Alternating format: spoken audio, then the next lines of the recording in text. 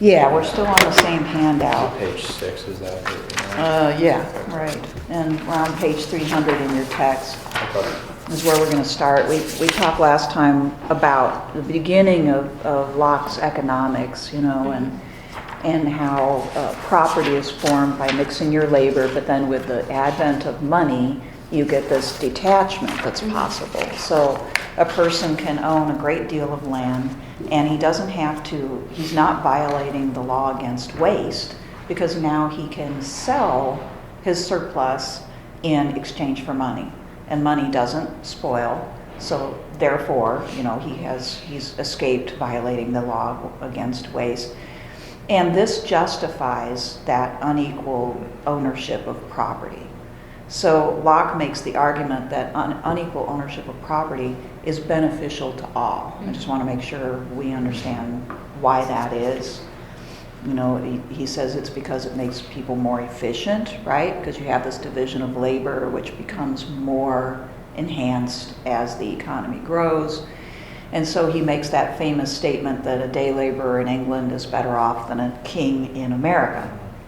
So I wanted to dwell on that a little bit and ask if there's any argument against Locke's position there, that the day laborer in England is better off than the king in America. And what would it be if we had to argue against it? I mean, this wasn't the way it was for the king in America, but he could regulate it such that his institutions guarantee him the same, because it's job security is what, why the laborer has it better. Yeah. So if the king in America can establish the same kind of Okay. job security. Well, I guess I would maybe put in a little caveat here. At his time, a day laborer in England didn't have much job security, really. I mean, it all depended on the economy. Mm-hmm. So if the economy was good, everybody would be working. But if it was bad, what that means is day by day, right? Yeah. So really not, and I think that Locke is, of course, thinking that this system, this economy is going to continue to grow and develop, and so people will constantly have jobs. Mm-hmm. And at his time, it would have been hard to argue otherwise because he didn't Well, know. yeah, I was going to ask you, what was the question you asked again? Was it That, how would we argue against Locke's view that the day laborer in England is better off than the king in America, meaning the chief of a the tribe? Mhm. Yeah, I would have trouble arguing that. Okay. Because I kind of agree with him that America in that time, I mean, I don't know, it's just my personal view, I think competition is a good thing. Mm-hmm. Okay. So, I mean, I think it provides more jobs in the long run. It does. Mhm. And So you might not have security, but you have the chance of attaining Yeah. a job. If you lose, there's another one. Right. His point is, in America, because there isn't this expanding economy, they can only go so far. They're going to remain at a pretty primitive level, a sort of subsistence level. Mhm. And so even though the king is at the top of the heap, he's still subject to nature, really. I mean, if there's a flood or a fire or whatever, that affects all, and scarcity is always a problem. Okay. So you would have, materialistically speaking, it's hard to argue against Locke. Even if you don't like the inequality that emerges out of capitalism, it's still hard to argue that in a material sense, objectively speaking, they're better off. And over time, of course, the capitalist economy did produce, even in bad times, more abundance than you would get in a traditional tribal setting, or even in communism, as we found out. The communists thought by planning the economy, people would be better off, but it turned out that, at least in practice and in what we saw, that wasn't the case. So you would have to argue along different lines that material things are not the most important things. Okay, that, for instance, that the day laborer, by losing his autonomy, is degraded somehow, okay? Or that the spiritual value of the life of the day laborer in England is not as great as the chief in America, right? But Locke didn't really. Yeah.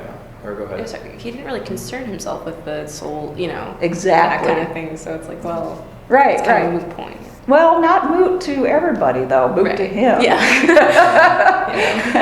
But I guess what I'm trying to draw out is that it all depends on what you value. Mhm. And what we'll see with Rousseau, for instance, is somebody who says, wait a minute, there's more to life than just, physical well-being.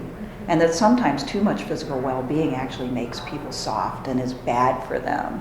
So there are, even liberal philosophers who disagree with the values that are sort of implicit in Locke. Okay. So, I have a quick question. Mhm. Is he kind of hypocritical in the sense that he says, inequality is okay in this economic system, but then he puts men and women and everybody on an equal playing field? Yeah, that's an interesting observation, right? Equality is okay politically speaking, Yeah, but not economically, right? Huh. And there are those who come along too and say, look, you can't have political equality without economic equality, right? Because the wealthy are going to be so much more influential than the Yeah. poor and the Well, that's middle what I was class. getting ready to say. Mhm. So, Yep. So democratic socialists does make he that really have an argument. answer for that, or would you think No. he would? No, yeah. No, he doesn't. I don't think he wants to go that far with Far. equality, right? Yeah, I think he would actually agree ultimately with one man, one vote.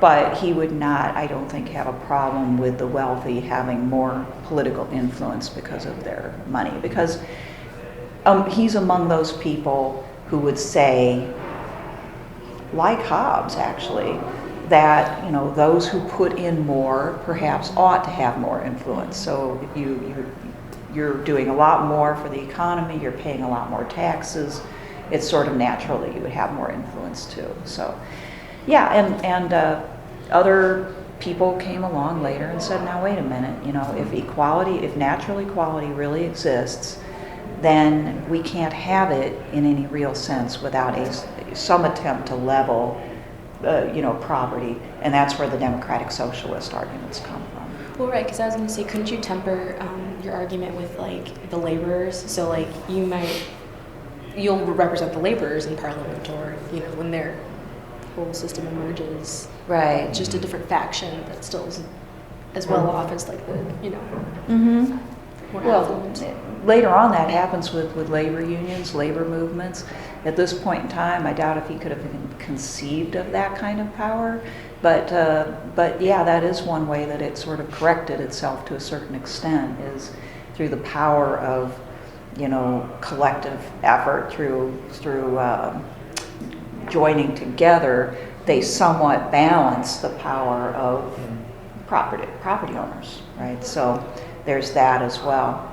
So that's all, he's at a time when all of this would be sort of science fiction in a way. But yeah, but you can see the problems that can develop, or the critiques that can develop as a result of his teaching, right? Communitarians, they don't like that whole notion that the only important thing is really material well-being, and we ignore or downplay the spiritual and the character issues and all of these other things. So, but for Locke, it comes out quite clearly, first of all, that without human development, God's nature is fairly worthless. So that labor that's put into it is what gives it value. That everybody is better off, at least materialistically, with competition. This makes people more efficient and makes for more abundance, and therefore, over time, everybody's better off. By the way, even John Rawls, whose system somewhat, promotes somewhat of socialist ideas, basically agreed with this liberal principle that even if you can buy into a system in which everybody is better off, even though there will be inequalities, you should do so and would do so under the veil of ignorance, in his view. So this is a long-standing tradition that starts here with Locke. Is Locke still considered a realist thinker? Or is he a mix? Well, we call him a liberal, but Yeah. certainly his thought stems from realism in the sense that he basically views human nature as a realist, right?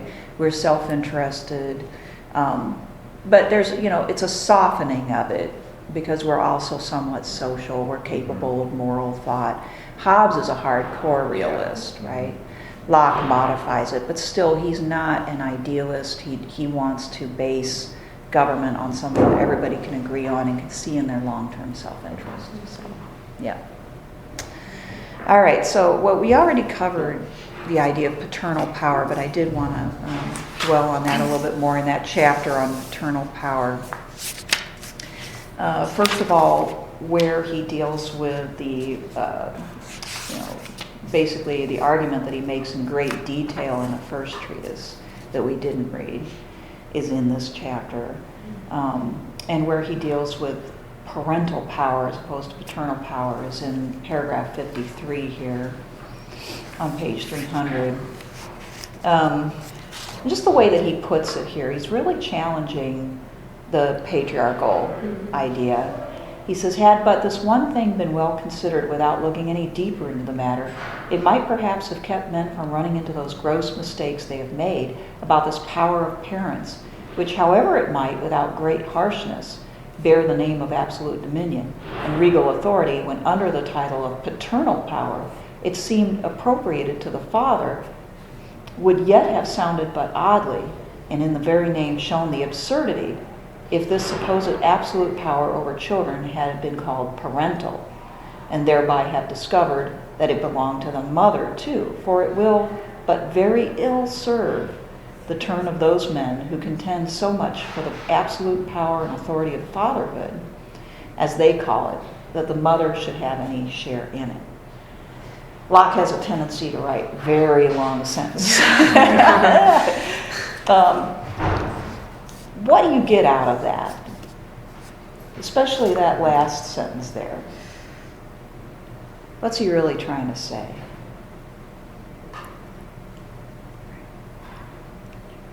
To me, it seems like the thing that sticks out the most is when he says that the mother should have any share in it. Mm-hmm. He seems like he stresses that. Mm-hmm. Logically speaking, in nature, there's no difference great enough between men and women. In fact, he's previously said women really naturally have more authority in nature, if anything, because they provide the sustenance and so forth. But, why do we have this teaching about paternal power? I took the contention of the absolute power by the father, because he talks a lot about like when you're in the state of, people vying for power, and I don't know, that just really stuck out to me when he's, then he kind of throws in that the mother should share it, but he's already been saying that. Then he kind of highlights like it's the father who's really vying for that authority. Yeah, right. The men, and here he's using the term not as in general, but really men want a teaching that serves their purpose. They want that paternal power, and so they're going to make an argument to that effect. And if they acknowledged what is natural, it wouldn't serve their purposes. So the teaching that they put out there is very self-serving, is what he is saying. It would seem absurd for them to basically admit the natural truth because it wouldn't serve their purpose. So patriarchal theory is basically propaganda. It's propaganda for men, and it's propaganda for elite men in particular. So that really emphasizes how much he wants to. Now, later on, he's not a crusader for women's rights necessarily. He kind of drops that in civil society like Hobbes does. But he lays the groundwork here. His aim, his number one aim, is to knock down the authority of the kingship, right? Yeah. Which he can do. Does he care more about that than the subject of inequality, I would say he cares more for that, okay. Right? It's not that he cares nothing for the other, or he wouldn't go on at such length, because he deals with, as we'll deal with marriage in just a second, he deals with all of this. And he wouldn't, I don't think, go so far if he wasn't at least questioning in his own mind what the real basis of this distinction between men and women really is. But for his purposes, the most important thing is knocking down that old divine right theory. So I just think that there are better ways that he could do that if he didn't want to question such things as male leadership and the traditional marriage too. Mm-hmm. So it's just kind of curious why he does this. Did he have children? Yeah, And he a wife? did. Mhm. I would be interested to How see. his marriage Mhm. was, yeah. Yeah. I haven't really, I really ought to look into that. And I haven't. Right now I'm working on Tocqueville, so I can't. But when I wrote my book on Locke, I didn't really look into his personal life very much, and it would be interesting. Most people do. No. Typically. You tend to fix your eyes on what they write Mhm. first and foremost, but in this case, that would be instructive to see how it played out. I bet anything that he would have not been a terribly authoritarian husband. Mhm. I just, based on what he's written, I can't imagine that. Now, he might not have been a terribly loving husband. I'm not sure about that, because as we'll see with marriage, He does talk about the common interest, though. Yes. You have to like the person you're gonna. you have to like them, right? At least as long as you stay with them. Yeah. He talks about, what is the reason for marriage? Well, one reason is the upbringing of the children, Mhm. right? To basically keep them and sustain them as long as they need it. Let's see, let's look at that. Move ahead a little bit here. Yeah, he talks in chapter 7, of course, the first society is husband and wife, and then parents and children. And he does say that these are somewhat natural, right? But they're not completely natural. They're also a product of the so-called voluntary compact between a man and a woman, okay? And marriage is for, first of all, children. Now, this is an unusual statement for his time, only because he later argues that after the children no longer need, then the marriage can be dissolved. It's a frequent observation, definitely of Catholic teaching and probably also of Protestant teaching at this time, that the main reason for marriage is for having children. But in both Catholic and Protestant teaching, then, the marriage is considered a lifelong bond, right, that can't be broken except for under unusual circumstances. The way that Locke deals with this, with marriage, is more anthropological, actually even more biological. And remember, he is a doctor, he studied biology, I'm sure he studied zoology, and he compares human beings with animals, like so many philosophers do, and he does it on this issue. And, he observes that with animals, the pairing of male and female can happen, and only last for a very short period of time, because the offspring don't need the parents for very long, right? It takes, about 2 weeks for gerbils and I don't know, dogs, puppies, maybe a month before the puppies are weaned. I don't know. I've never had a puppy. I always buy adult dogs. But animals, they can become fairly self-sufficient fairly early on. And then animals will breed again, but not necessarily with the same mate. They move on to something else, or someone else anyway. But human beings, he says, they have a longer period of time usually in which they should be married. And that is because, number one, women can get pregnant fairly quickly again after having offspring, which is something that they share with most mammals. But number two, it takes a long time for human children to become self-sufficient.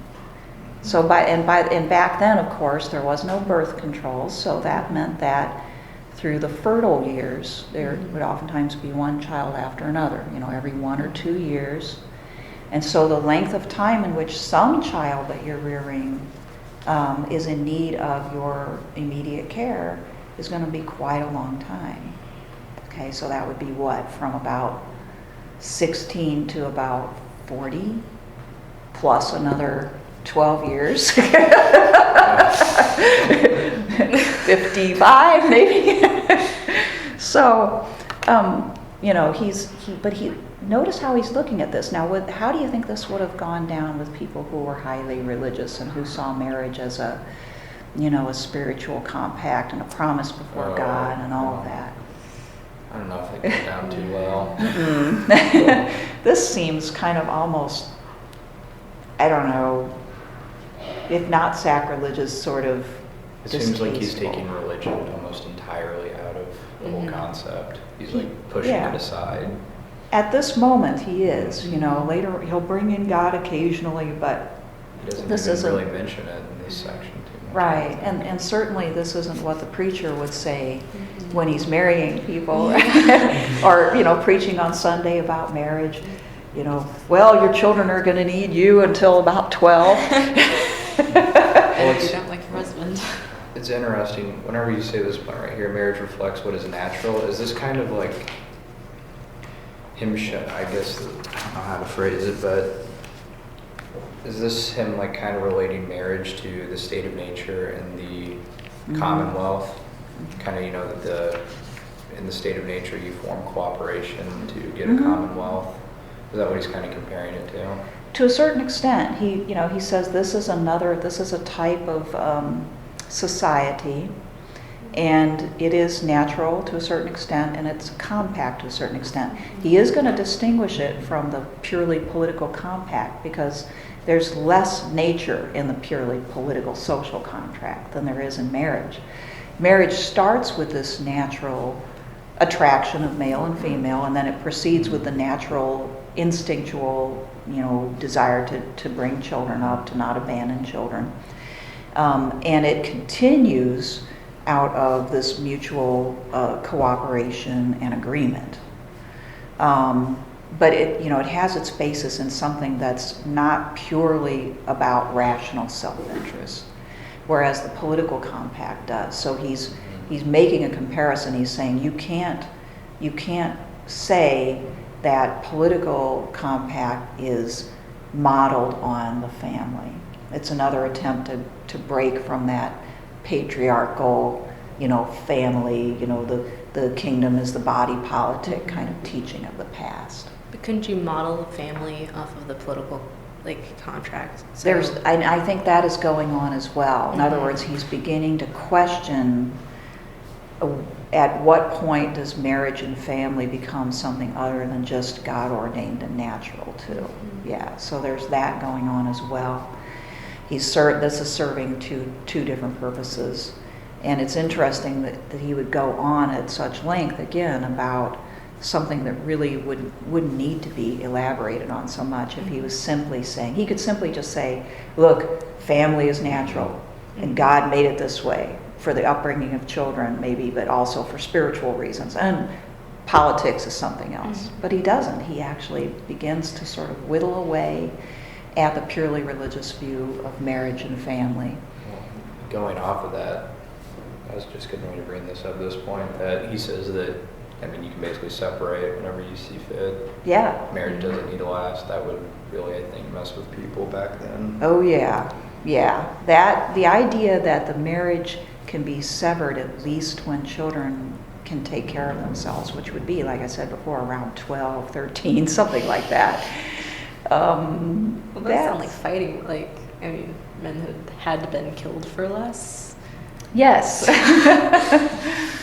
Not exactly the most popular teaching in the world here that he's coming to. Let's look at 307. There's a couple of crucial passages here.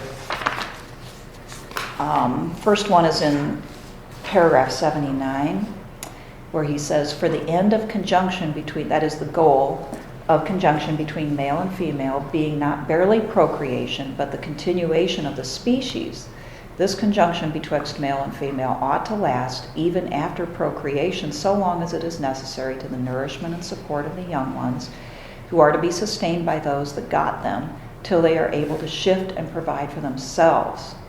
And now he brings in God. this rule, which the infinite, this is not what God said. He did. Where in the Bible does it say that? Yeah. I don't think so.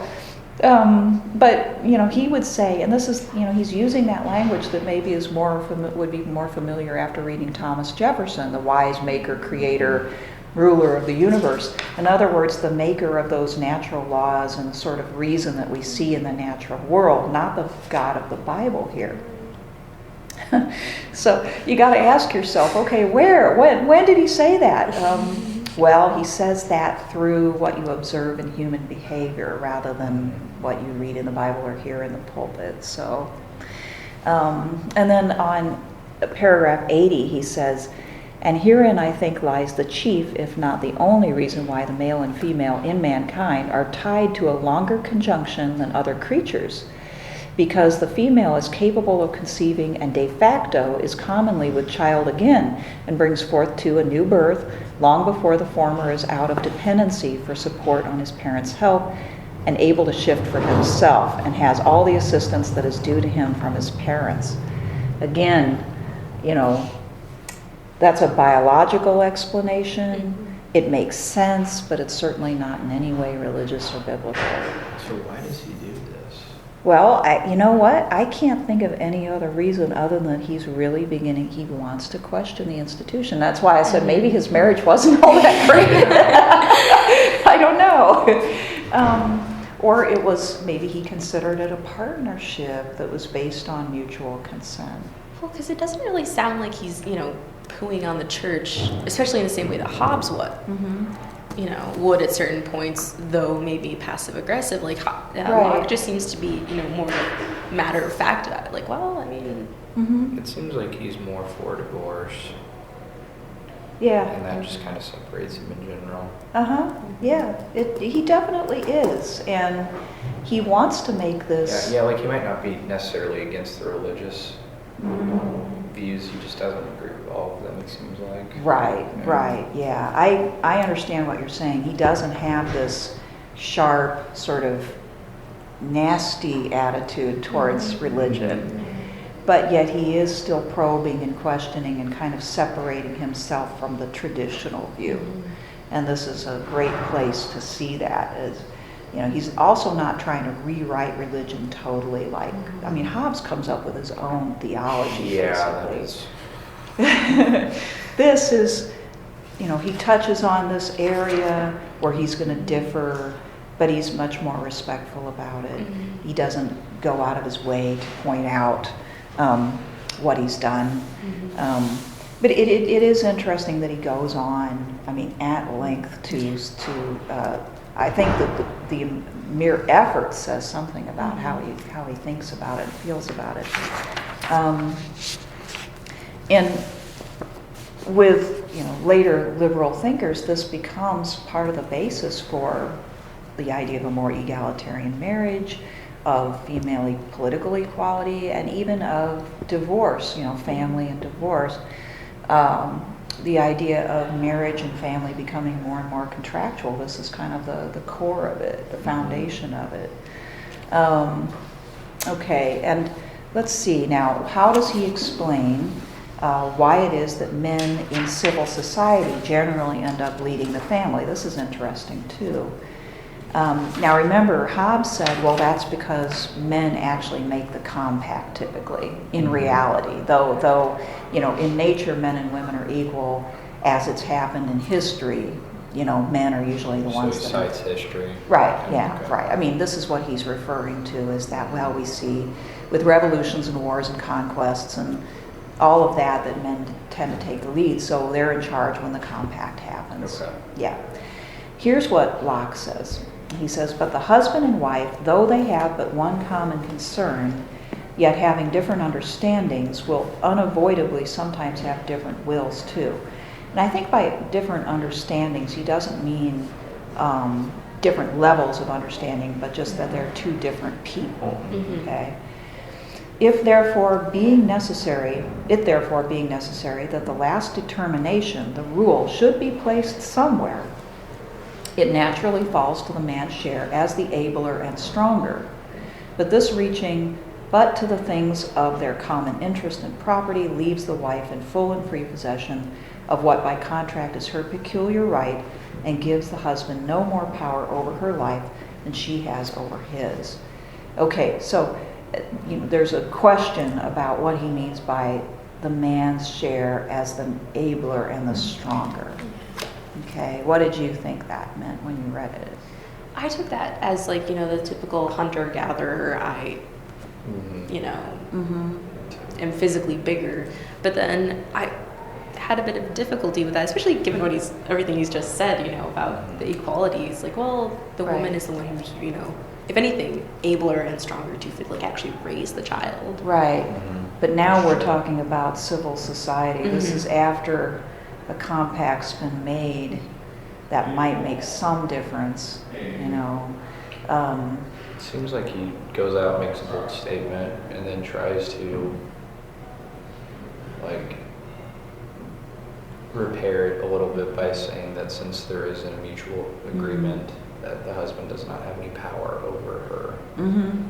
So. Right. He can't just treat her like he's the king of the family and order her to do whatever, right? Or punish her for doing bad things or whatever. So it's a limited type of power, and it's based upon, he says, compact. So in other words, it could happen that you could have a marriage where this is not the case, where the female leads, for instance. But you can't have a marriage, and this may be where modern people would disagree. You can't have a marriage where both people make the decision. Now, that's kind of an old-fashioned view, that the rule has to be somewhere. Although it might also make sense, because with there being only two, you can't have majority rule, right? And in modern marriages, it works really well if both people agree, but when they don't agree, who decides? That's when the kid says, "Hey Dad, can I go out and play?" "No." "Hey Mom, can I go out and play?" "Yeah." "Well." Then the kid decides. Right, good point, when there's this disagreement. Now somebody like Locke would, and many people, generations after, would say, well, that's not good. We can't have a decline in parental authority. And so, the buck has to stop somewhere. And for the most part, it has to be with the father. And you're right, I think you're right in the basic reading there that means because he's physically stronger. It may also mean because he's more aggressive, but I'm not sure. I mean, you can't know for sure what he means by abler. Definitely able and strong, I think, has to mean physical, but it could mean something more than that too. Well, I could see that too, because the mother, biologically, a mom is more connected to her child than the father, the whole 9 months thing. Right. So whereas a mother might not be as quick to lay down the law, I guess, as a father. Yeah, and I think that you see that even in modern families, that there's, when it comes to child rearing decisions, mothers are still number one. They decide, for the most part, when the child's going to get a bath, when the child's going to be fed, etc. Even when they don't. Well, it's not anybody I know. Even when it's not a matter of life and death or something like that. But when it comes to other issues that aren't about the children, or when it comes to disciplining the children, the father's more involved, okay? And I still think the assumption is that's because the mother is so attached to the children, especially when they're young, that she needs some sort of backing up or intervention or something like that. And then when it comes to economic decisions, that's a whole nother matter entirely. Okay? We try to have agreement. When there is no agreement, this is one of the leading causes of divorce, right? Is when people disagree about how to spend money. And we don't have any good way around this, because we're not going to go with Locke. Okay? We're not going to go there. And in general, I don't think men are too comfortable with saying, well, it should be placed with the women either. So we're sort of in this uncomfortable egalitarian marriage where if we don't agree, we have a real problem. Mm-hmm. Sometimes it comes down to which one feels the strongest about it, right? So in Locke's old-fashioned mind, this would just be impossible. You couldn't have this, you know. Mm-hmm. It has to go somewhere. But what's neat about what he says next is, you're right, Brett, he modifies and he kind of backs off on how much authority the husband really has. Yeah. Mm-hmm. He can deal with, if he's been given that authority, whatever they hold in common, he has some control over, more control. I find it very interesting that he compares the power of the husband to the absolute monarch, mm-hmm. and says if it gets to that level, the wife has the ability to separate. Right. Yeah, that's an unjust use of his authority, and it's not something that she would have been presumed to agree to, right? She would not agree to give up all of her decision-making power. So he says the power of the husband being so far from that of an absolute monarch that the wife has in many cases liberty to separate, where natural right or their contract allows it, whether that contract be made by themselves in the state of nature or by the customs and laws of the country they live in. So regardless, okay? And the children upon separation fall to the father's or mother's lot. That was in contradiction to the law of the time, by the way. I mean, the law of the time vastly favored the father as far as even the ability to sue for divorce. You know, women had to, I mean, there were very few instances in which a woman could sue for divorce. And even if she could, far fewer of them would do so because economically they wouldn't be able to survive, because all of the property immediately went to the male and stayed with the male. So even if a woman came into a marriage with property, as soon as a divorce happened, he would take it. Mm-hmm. It was his. Along with the children. And so there was this, really for most women, inability, unless they came from a wealthy family who would back them up, to be able to survive after divorce in anything like an acceptable state. So he's really questioning that here. And again, I just find that interesting that he would go to that extent and realize that he's really contradicting the laws and the prejudices of his time here. Mm-hmm. And he's doing it again mainly because he wants to show, you know, in contrast also what political society is, and he wants to knock down patriarchy and all that, but at the same time he is accomplishing a different view of marriage and divorce. Okay, so we've talked about why, I think probably as much as we can. So let's talk a little bit about how he depicts political society. Let's see. Middle of the left-hand column on 309, he says, but because no political society can be nor subsist without having in itself the power to preserve the property, and in order thereunto punish the offenses of all those that society, of that society, there and there only is political society. Okay, do you see a difference between that and marriage?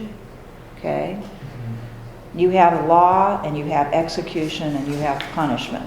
Okay, in a way, you know, marriage cannot go as far as political society. The government has the right to imprison people, to even execute them if necessary, to uphold the law. So it has a lot more authority than the man can have over his wife and his family. And it gets that through this. He says, where every one of the members hath quitted his natural power, resigned it up into the hands of the community in all cases, that excludes him not from appealing for protection to the law established by it. So if you can appeal to the law for protection, you have quitted your authority. You've given up your rights to defend yourself in exchange for protection from the government. Sounds very much like Hobbes there. Okay? But he won't go so far as to say this is the only reason for political society, is mere survival or protection. Okay? I'm just curious, why does he include marriage and political society in the same chapter? Yeah, interesting. Yeah, like why does he start with Excellent marriage and then observation. Well, he wants to make this contrast, and marriage is partly natural and partly political. It's kind of in between ground, I think. I mean, this would be my best guess. Because normally, you're right, he separates chapters really well. And he's got, for instance, a chapter only over slavery. So the fact that he has marriage in that chapter probably does mean something. And it's in this in-between state. It's not totally natural. It's not totally political. Okay? So this is my best guess, and he wants us to very closely contrast the two. But political society has a lot more power. And therefore, it's very important that that power be guarded carefully and watched, and that people understand the extent that it has, right? The amount and the scope of it. Paragraph 89 is also instructive. The beginning of that is, whenever therefore any number of men are so united into one society as to quit every one his executive power in the law of nature, and to resign it to the public, there and only there is a political or civil society. And this is done wherever any number of men in the state of nature enter into society to make one people, one body politic under one supreme government, or else when anyone joins himself and incorporates with any government already made. Okay? So again, sounds fairly Hobbesian, but as we'll see as we move along, it is somewhat, but not, completely Hobbesian. Okay? So, first question is, why is this not seen as a great usurpation of individual freedom right here? What is it about Locke's teaching that makes the social compact acceptable and not like Hobbes's so authoritarian? As we move forward, what do you see that makes it different?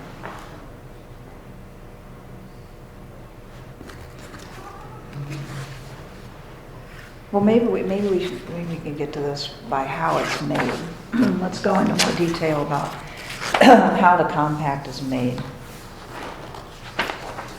which is detailed in chapter 13, the beginning of political society. He talks about how when people make this compact, each one giving up their right to self-preservation, they do it through the consent of the majority. In other words, they get together and everyone says, we will more or less concede to what the majority decides. That's different than Hobbes, in a way. Hobbes says everyone will agree with every other one, which makes his agreement seem almost impossible. Remember we talked about that? How could that happen in such a distrustful setting? Well, but he kind of talks about, Hobbes would say that the most powerful will end up, controlling the day and just kind of bad luck if you have a tyrant. But Locke seems to be more like, I don't know, you have to like the person or the people that you're, electing essentially to be in charge of your government. Mm-hmm. Yeah, to me it seems like Hobbes would just say, whoever rises, follow. Right, because it's worse to die a violent death. Right? Exactly. Very gloomy, very gloomy. Whereas here, even with just the strong emphasis on the consent of the majority, he's saying, you're right, the government that they institute has to be acceptable to the majority. Now, it doesn't have to be acceptable to everybody, obviously. So that's, it's a problem for liberalism that majoritarianism is both very practical, but it leaves always a dissatisfied minority. And Rousseau will try to deal with that that you can't have these people out there not feeling represented at any given time. So, real quick, just to make sure I'm understanding this right, he says so if you do not agree with what everybody consents to, then you would just be better to stay in the state of nature until you find something you agree with? Yeah. Okay. Right. That's what he says. He says you're welcome to remain in the state of nature and you're not hurting anybody by doing so. And by the way, you can probably survive, and eventually find something else that you want better. So to put it that way means the standard for what is an acceptable government is going to be way higher than for Hobbes. It's got to be something that you will see benefit from, not just mere survival. And now he doesn't say what kind of government that's going to be here.